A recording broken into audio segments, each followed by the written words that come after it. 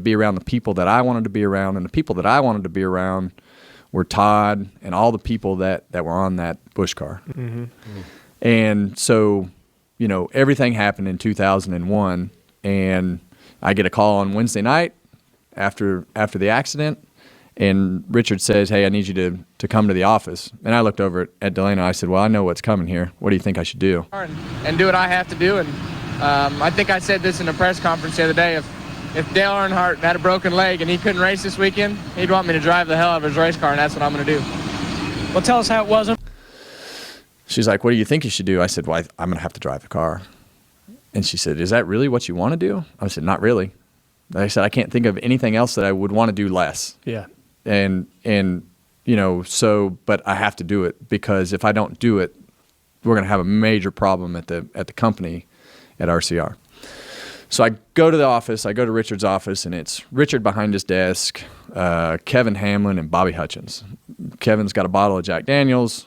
Bobby's sitting at the conference table, and Richard's sitting behind the desk. Looks like he's not slept in, probably hadn't slept in 3 or 4 days. Yeah. He said, "Kevin, we want you to drive the car. You've done all the testing. You know all the people." He's like, we totally understand if you don't want to drive it. We'll get Rick Mast to drive it. We've already talked to Rick. He can go right out, and we can figure out something else." I said, "I'll do whatever it takes, you know, for RCR and the company until everybody gets back on their feet." And that was really the only conversation that happened. He said, "Well, we're gonna do the exact opposite on all the cars. Everything that's black is going to be white. Everything that's white is going to be black." He's like, "We're going to take the first available number, which is 29, and we'll go race and until we figure this all out." So we go to Rockingham, and you know, we get to the racetrack, and I always tell people, I'm like, I didn't want to be in this position. Right. I knew it was the right position to be in, but there wasn't anything about this position that was fun. Right. There was not anything there that was fun. And, you know, you go to the first press conference, and I always tell people the first press conference that I ever did for my Cup career was the biggest press conference that I'll ever do in my life. Did you go into that tent?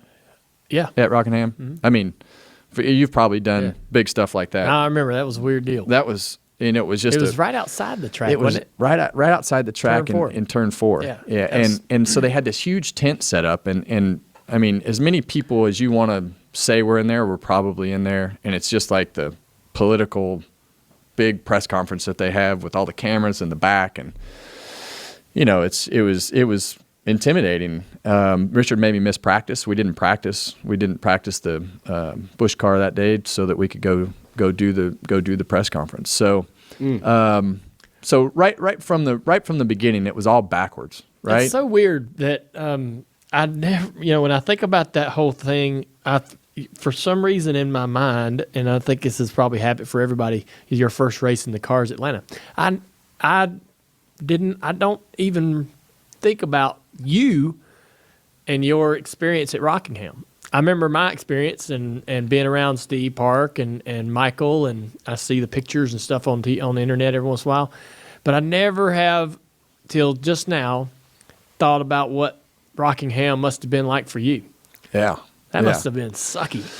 Yeah, and it changed our sport in multiple ways, but best friend gone. All those guys on his team at that time, very close bond. You talk about the significance of what he meant to the sport, but that personal relationship that he had within that organization was something that you could never match. And from a driver's standpoint, the safety and the things that have advanced from that, and you guys felt that at DEI, they felt that at RCR, and there were a lot of days you just didn't know, is Richard just going to come in and lock the doors? But luckily, those two had a conversation about what they would do if that happened, and they kept the doors open, and his legacy still lives on today. But the impact of that accident, I mean, you came by the trailer, and he said, just want you to know that my family's, you know, we're glad that you're in the car. You know, we're behind you. And Dale Jarrett was the other guy that came behind by the trailer on that particular day. No surprise. And you know, I think that's the Dale Jarrett thing. 2001 was The only thing that saved us from all the chaos was the fact that we decided to race both cars. On 30. Yeah. No, your Xfinity. My Xfinity car. Yeah. So, and at that point, you could still go test, right? So we went to every Cup test. We went to every Xfinity test. We did every Xfinity race. We did every Cup race. So it kept me kind of secluded to my situation in driving, and I got out of a ton of stuff. And I didn't have to see as much of the chaos as I saw in 2002. I was really oblivious to a lot of the things that the magnitude of the situation, and I think when you look at Rockingham, it came at a really weird time, because the next week Delaney and I were getting married in Las Vegas. Oh my goodness! Wow, there's a lot going on there. Yeah, and then everything happened in Daytona. So your personal life is changing. Your career path took just a complete right turn, into a situation that had, way more eyeballs on it than anything that you could have ever imagined. And now you're under this spotlight. And it's not like I didn't like any of those guys that were on the team, but they just weren't my guys, right? Sure. We didn't have anything in common. They were all your dad's age. I was 25. They were all late 40s, early 50s. And we didn't have anything in common. So you were going to the racetrack to do what you had to do, and Todd Barrier did a great job of just kind of being that middle guy of trying to be in the middle of everything that went on to try to keep the peace of the whole situation, because the way they communicated and the way that they did things was just not like the way that we did things on the Xfinity cars. So we do the press conference at Rockingham. The race goes fine. Then I think Steve won on that particular day, and just really awkward, at that particular point. And we load everybody up. We go to Las Vegas, which was actually worked out to be really good timing for our team to kind of get our minds off of everything. We get married Wednesday night. We go to the racetrack, and Richard actually flew out there. We got on the wrong helicopter after the race. Richard had a helicopter take us because the race got rained out. We raced on Monday, so we were already a day late to the wedding to go to Las Vegas. We get on the wrong helicopter, go to the wrong airport, come back to the racetrack, get on the right helicopter. So my soon-to-be wife is already freaking out at this particular point, because everything that we've got is just unraveled. Is unraveled and different than what it was supposed to be 2 weeks ago. Yeah. So Atlanta and win the race, right? And that was supposed to be my first race. It winds up being your first win. And you go back and I really don't. I go back and watch those videos, and you're probably somewhat have some of these same things. Like, I don't remember anything about that day. Yeah. I remember nothing.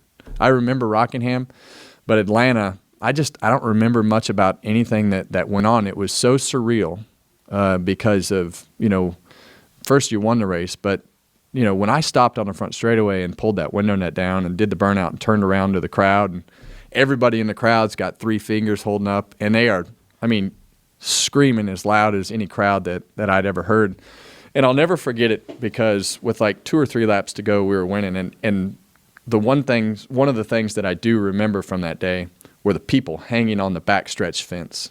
The people had climbed up on the fence, and the place was it was turned upside down. Yeah. And, to not remember that just kind of tells you just how weird it all was. Because, you had to go out and do these things because it's right for the company, and, you're having to race and lost your dad. And there's just so many things that the sport didn't really know what to do. It definitely lost its leader, and everybody, it was just weird and awkward. What was you mentioned 2002 being harder. Yeah. How?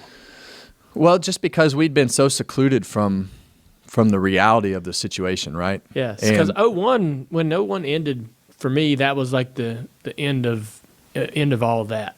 Yeah. Chaos. Of, with this sponsor and that sponsor and this endorsement and that endorsement, because they were all there. Your dad had. There were so many things that were there. It was like, well, we were just going to transfer all this stuff in, and I'm like, no, I don't like that one, and I don't like that one. And then the next thing you know, we had a war. Because, well, it was Dale did this and Dale did that, and this is what Dale did. And I'm like, well, I'm not doing it like Dale. I'm not doing this like Dale. And because it was just not what I had done, right? And so then you start to get defensive about every decision that you make. And then the people stuff started to show up, as far as crew chief and team. And so as we went through 2002, the team started to change. We started changing crew chiefs, and then you had all this turmoil off the racetrack because of the decisions that you had to make, because everybody wanted to be like Dale did it. And I was like, I don't want it to be like Dale did it. And then you had to start making those real life decisions. The cars didn't run good. All that momentum and everything that you lived off of in 2001, that adrenaline and everything that went with that, now you had a whole winter, and you had all the reality of the situation. The car was back to black and silver in a much different way. I sat in the conference room at GM, and the marketing guy at the time was like, well, why should you be driving our car? You really don't fit our mold. So, I instantly had all this stuff that I just put my guard up against, and probably could have handled differently if you look back at it. But it was just nothing about it was the way that any of it had gone to that point. And I just, put your guard up and probably handled it, defensively, and made a lot of enemies within the company from the guys that had been there for a long time. But I wanted my guys to race with, and eventually that's where it led in 2003. And stronger. Then, of course, there was the case of the last man who drove the 3, whose death sparked a revolution of safety, inspiring vast improvements on the cars, tracks, and drivers themselves. And then, bigger and stronger. Then, of course, tracks and drivers themselves. And then, as recently as 2013, when a 20-year-old Kyle Larson suffered in a similar style to Dylan, only the fencing wasn't nearly strong enough for the fans standing mere feet from the track.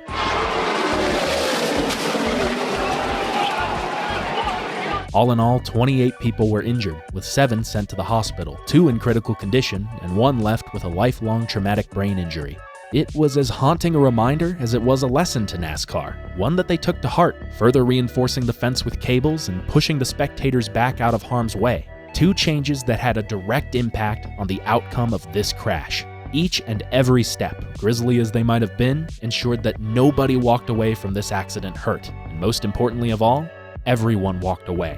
Sure, Daytona once again had its way with the 3 car, but the driver walked away unscathed and unfazed, and Dale Jr., standing in victory lane at almost 3 o'clock in the morning, had reason to celebrate. That was terrifying to watch. A wreck like that's got such a high potential for someone to get injured, and I'm more thankful that everybody's okay than to be standing here in victory lane, that's for sure.